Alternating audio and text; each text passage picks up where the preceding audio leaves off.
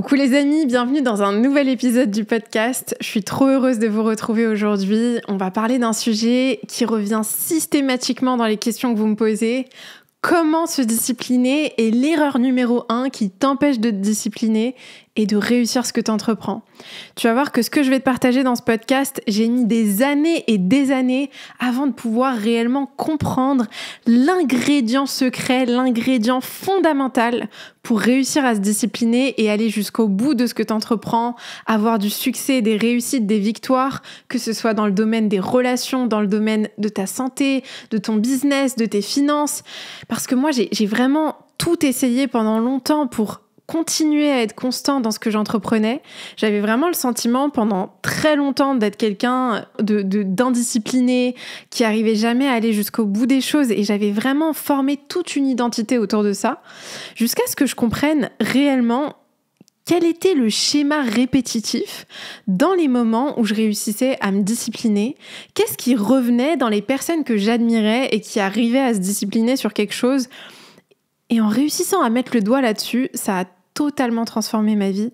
Et je suis sûre et certaine que ça va avoir un impact énorme sur toi.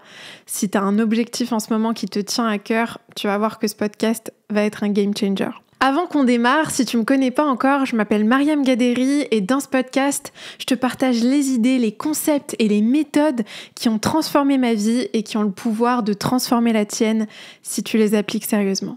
Du coup, qu'est-ce que c'est que la discipline et pourquoi est-ce que tu n'arrives pas à te discipliner ?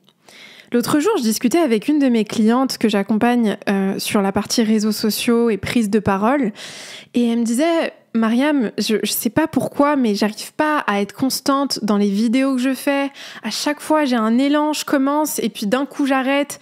Ça m'embête. J'ai vraiment envie de réussir à être constante, mais j'arrive pas à être constante et j'ai l'impression d'être complètement bloquée parce que d'un côté, j'ai envie de porter ma voix sur les réseaux sociaux, d'avoir plus de visibilité, plus d'impact, de pouvoir construire un business qui m'épanouit, qui me permette de voyager, de faire des conférences, de faire tout un tas de choses que j'ai envie de faire. Et de l'autre, quand c'est le moment de faire des vidéos, je commence, j'en fais pendant quelques jours et puis d'un coup, je bloque. Et en creusant avec elle, je lui pose une question fondamentale que je t'invite à te poser aujourd'hui si tu es face au même blocage, peu importe que ce soit dans le domaine de ta vie perso, de ta vie professionnelle, de ta santé, vraiment peu importe le domaine, si tu as envie d'entreprendre quelque chose, mais que tu es face à un blocage, tu as l'impression de ne pas réussir à y arriver. Je sais que pour certains, ça peut être par exemple de perdre du poids. Tu sais que tu devrais peut-être arrêter de manger certaines sucreries, mais quand il s'agit d'arrêter, malheureusement, tu te sens bloqué. Je vais poser la question, pourquoi est-ce que tu veux faire des vidéos ? Pourquoi est-ce que tu veux faire des vidéos ? Je vais vous dire s'il y a bien une question magique qui est au cœur de n'importe quelle forme de coaching, c'est pourquoi ? Pourquoi est-ce que tu veux perdre du poids ? Pourquoi est-ce que tu veux lancer ce business ? Pourquoi est-ce que tu veux faire ces vidéos ? Pourquoi est-ce que tu as décidé de marcher 10 000 pas par jour ? Pourquoi est-ce que tu as décidé de mettre fin à cette relation toxique ? Pourquoi est-ce que tu t'es mis sur les applis de rencontre ? Quand tu te poses la question fondamentale de pourquoi est-ce que tu entreprends cette chose-là, déjà, tu reviens à la racine de ta décision. Parce que ce qui se passe très souvent, et c'est ce qui s'est passé avec ma cliente, c'est que dans son esprit, à un certain niveau, elle avait la perception et la croyance que il faut que je fasse des vidéos parce que c'est comme ça qu'il faut faire pour réussir à développer mon activité, parce que c'est ça qui va me permettre de gagner de l'argent, d'avoir de l'impact, de m'épanouir, d'être reconnue, d'avoir une certaine gratification du monde extérieur. Et donc en fait, ce qui se jouait pour elle, et je suis sûre qu'à un certain niveau ça peut se jouer pour toi, mais sous une autre forme, c'est que elle était persuadée que c'est ce qu'il fallait qu'elle fasse, mais elle n'avait pas de raison suffisamment importante, suffisamment profonde émotionnellement pour le faire. Et donc, vu qu'elle n'avait pas de raison suffisamment forte pour le faire et que c'était juste une obligation qui venait de ce qu'on lui projetait de l'extérieur, forcément, au bout de quelques temps, qu'est-ce qui se passe ? T'arrêtes, tu tiens pas. Si tu pars du principe qu'il faut que tu arrêtes de manger le chocolat qui est dans ton armoire parce que c'est pas bien et parce qu'il faut que t'aies l'air fit, parce que sinon les gens vont se moquer de toi et tu vas te sentir ridicule, qu'est-ce qui va se passer? Au bout de peut-être quelques jours, tu vas remanger le chocolat qui est dans ton placard parce que la raison pour laquelle tu as décidé d'arrêter de manger ce chocolat, c'est pas une raison qui t'inspire profondément. C'est pas une raison qui vient de toi. C'est pas une émotion qui est connectée à ton cœur. C'est une émotion qui est connectée à tes peurs. Et donc, quand t'es drivé par la peur, tu ne peux pas rester discipliné. Quand t'es drivé par si je le fais pas, je pourrais pas développer mon business. Si je le fais pas, je pourrais pas perdre du poids. Qu'est-ce qui se passe? Qu'est-ce que tu ressens à l'intérieur de ton corps? Moi, quand je fonctionne avec cet état d'esprit, je ressens énormément de contraction, je sens une forme d'interdiction, j'ai pas le droit, il faut que je fasse comme ça, c'est interdit de faire autrement. Et donc, qu'est-ce qui se passe à l'intérieur de moi? Je lutte, je suis en résistance et je peux pas tenir. C'est pas fluide. Et donc pour ma cliente, ce qui se jouait, c'est qu'elle était dans cette forme d'obligation qui l'inspirait pas. Et vraiment, avec le temps et avec l'expérience, je me rends compte que ça s'est passé exactement de la même manière pour moi. Un exemple tout bête, quand j'ai voulu devenir entrepreneur, je me suis dit, attends, en fait, je suis pas faite pour travailler pour les gens. J'ai envie d'être libre financièrement, géographiquement, émotionnellement, psychologiquement. J'ai pas envie qu'on me dise quoi faire. J'ai envie d'avoir de l'impact. J'ai envie de faire quelque chose d'extraordinaire, de grandiose dans ma vie.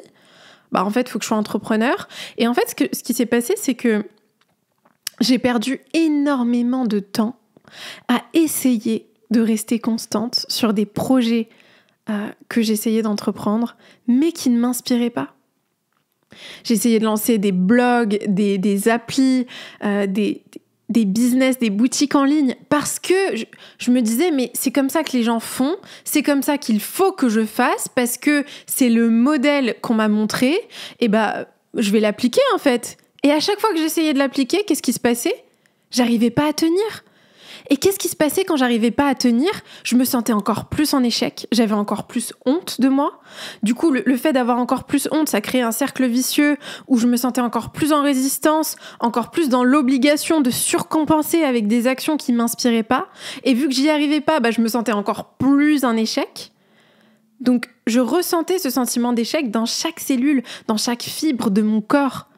Et à ce moment-là, qu'est-ce qui se passe? Tu peux pas aller jusqu'au bout de ce que tu entreprends parce que tu es juste dans un cercle vicieux qui est nourri par la peur du regard des autres, par la peur d'être rejeté, par la peur d'avoir l'air ridicule devant les autres et par le besoin compulsif d'être reconnu par les autres.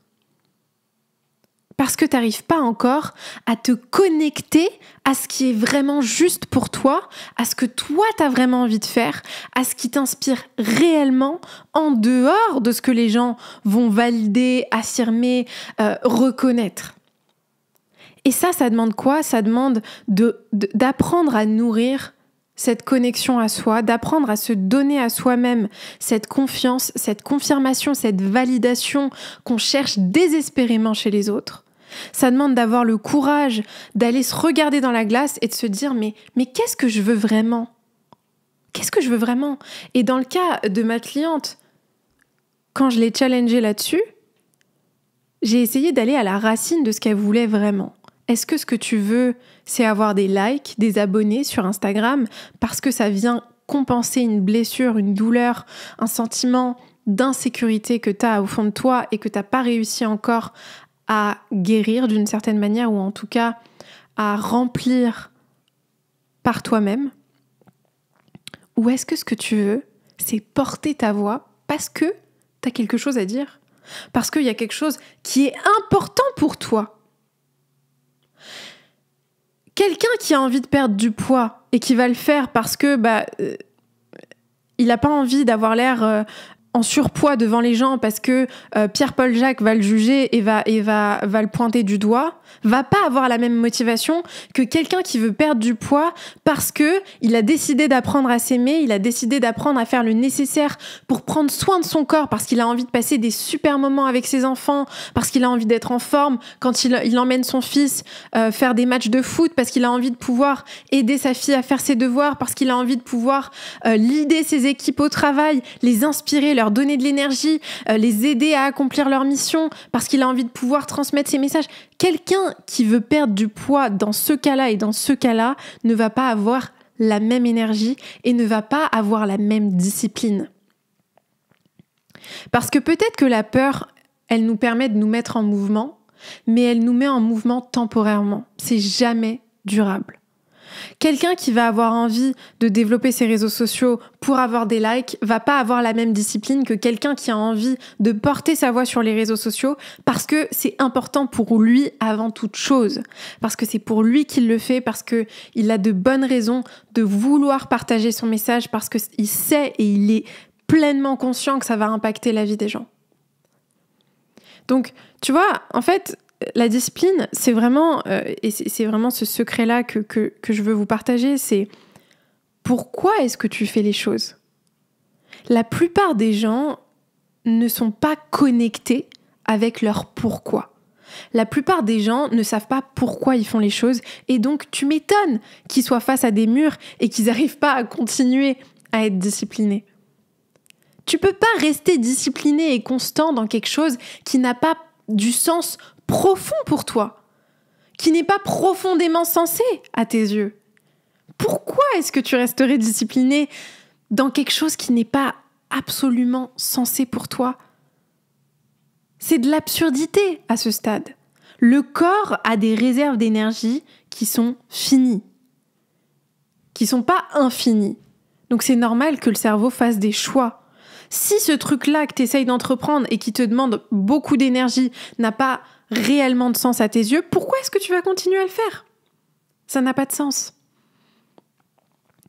Et donc à ce moment-là, on en vient au deuxième point qui est que quand quelque chose a du sens pour toi, tu es capable de visualiser un chemin beaucoup plus facilement que quand ça n'a pas de sens pour toi. Et à ce moment-là, ce qui va se passer, c'est que tu peux plus facilement, ça ne veut pas dire que c'est tout le temps facile, mais c'est beaucoup plus naturel de rester constant, même quand c'est désagréable, même quand c'est inconfortable, même quand tu n'as pas forcément envie, parce que ça a tellement de sens au fond de toi que tu sais pourquoi tu le fais. Tu sais pourquoi tu le fais, même quand c'est dur, même quand c'est inconfortable, même quand tu n'as pas envie. Et ça me fait penser à l'expérience du marshmallow avec Walter Mischel en 1972, où ils ont fait cette expérience avec des enfants où ils leur proposaient un marshmallow tout de suite ou 2 marshmallows s'ils attendaient 15 minutes. Ils ont découvert que les enfants qui attendaient 15 minutes pour avoir les 2 marshmallows avaient beaucoup plus de réussite et d'épanouissement dans leur vie. Et pourquoi ? Parce que quand on réussit à retarder la gratification qu'on a tendance à chercher instantanément, on apprend à se discipliner et on apprend du coup à faire le nécessaire même quand on n'est pas instantanément récompensé. Et c'est précisément ça qui va faire que tu vas réussir ce que tu entreprends, que tu vas pouvoir perdre le poids que tu veux perdre. Parce que jusqu'aujourd'hui, personne n'est capable de dire avec certitude en combien de temps tu vas perdre du poids. Par contre, on sait tous que au bout d'un moment, si tu fais le nécessaire, si tu es en déficit calorique, si tu fais tes 10 000 pas par jour, si tu fais ton sport, si tu manges sainement, à un moment ou à un autre, tu vas perdre du poids. On est tous au courant de ça. Mais très peu de personnes réussissent à retarder la gratification instantanée qu'on ressent quand on mange une tablette de chocolat ou une pizza ou peu importe. Et donc, pour pouvoir justement réussir à retarder cette gratification et s'entraîner à vraiment, parce que c'est un muscle, et ça c'est vraiment quelque chose sur lequel je veux appuyer. Moi, j'ai pas toujours été aussi disciplinée que je suis aujourd'hui. Je le suis aujourd'hui. Et Et aujourd'hui, si je suis capable d'être autant disciplinée dans les vidéos que je fais, dans les podcasts que je fais, dans les prises de parole que je fais, dans les coachings que je fais, c'est pas parce que il y a eu quelque chose qui s'est magiquement, miraculeusement, déclenché en moi. C'est parce que aujourd'hui, je suis profondément connectée à la raison d'être de ce que je fais. Je sais pourquoi je le fais. Ça a vraiment du sens pour moi. J'ai un pourquoi qui est tellement fort que même dans les moments où je suis un peu fatiguée, où je suis un peu malade, où j'ai pas trop envie, je réussis à me mettre en mouvement. Je réussis à transcender mes émotions désagréables et inconfortables pour faire le nécessaire. Et c'est pour ça que le premier point, il est aussi important. Si tu as envie de réussir à atteindre ton objectif, demande-toi d'abord pourquoi tu le fais et connecte le pourquoi tu le fais à quelque chose de véritablement important pour toi. Parce que tant que ce ne sera pas profondément important pour toi, je te garantis que tu le feras pas, ou en tout cas que tu le feras pas jusqu'au bout, ou que tu le feras pas suffisamment longtemps pour avoir des résultats, pour avoir de la dopamine dans ton cerveau et pour être récompensé de manière positive et avoir envie à nouveau de le refaire dans un cercle vertueux, dans une forme d'addiction positive. Donc pour que tu puisses arriver à ce stade et que tu puisses tenir même quand t'as pas encore les résultats, il va falloir que ça ait profondément du sens pour toi. Et à ce moment-là, t'arrives à enclencher ce concept.